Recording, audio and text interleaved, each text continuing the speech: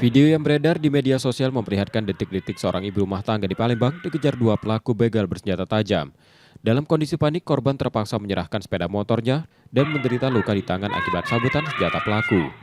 Peristiwa itu terjadi pada Selasa 7 Oktober 2025 pagi di Jalan Talang Kelapa, Alang-Alang Lebar, Palembang saat korban akan menuju pasar untuk berjualan. Usai kejadian, korban yang terluka dibantu pengendara lain dan segera menghubungi keluarganya. Lokasi kejadian dikenal rawan aksi kejahatan karena minim penerangan dan jauh dari pemukiman warga. Iya, pokoknya ini teroris itu pas Ayu melawan dan angkat di teroris itu.